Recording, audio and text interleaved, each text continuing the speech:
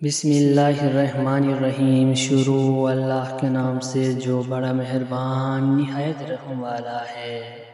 بری صحبت سے تنہائی اچھی ہے، لیکن تنہائی سے پریشان ہو جانے کا اندیشہ ہے، اس لیے اچھی کتابوں کے مطالعے کی ضرورت ہے۔ اگرچہ معاف کر دینا ایک اچھا فعل ہے، لیکن لوگوں کو ستانے والے کے زخم پر مرہم نہ رکھے۔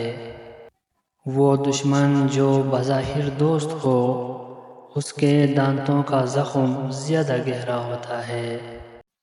جیسا سوچیں گے ویسا بنیں گے، آپ کے خیالات ہی آپ کی تقدیر ہیں۔ اگر آپ زندگی میں اچھا انسان بننا چاہتے ہیں تو اپنے دل میں انسانیت کے لیے محبت پیدا کیجیے۔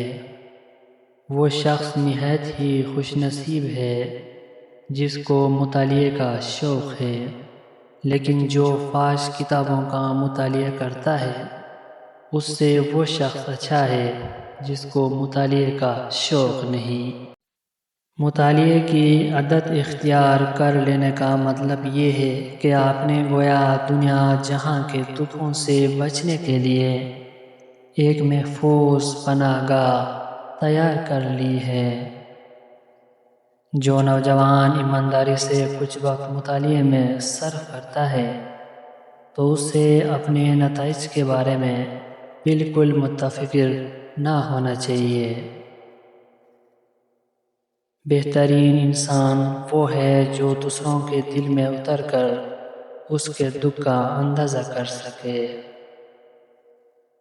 ورزش سے جسم مضبوط ہوتا ہے اور مطالعے کی دماغ کے لیے وہی اہمیت ہے جو ورزش کو جسم کے لیے ہے۔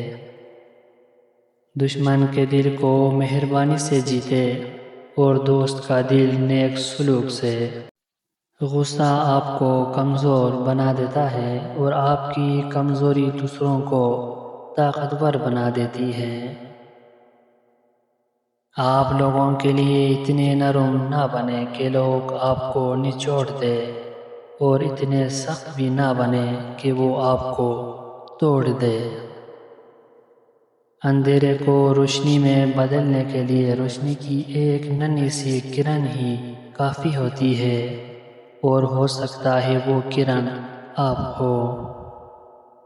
سب سے زیادہ جاہل وہ ہے جو گناہ سے باخبر ہوتے ہوئے بھی گناہ کر جائے۔ کڑوی زبان والے کا شہد بھی نہیں بکتا، میٹھی زبان والے کا زہر بھی بک جاتا ہے۔ اپنا غم سوچ سمجھ کر بانٹنا چاہیے۔ دنیا میں ہمدرد کم اور سردرد زیادہ ملتے ہیں۔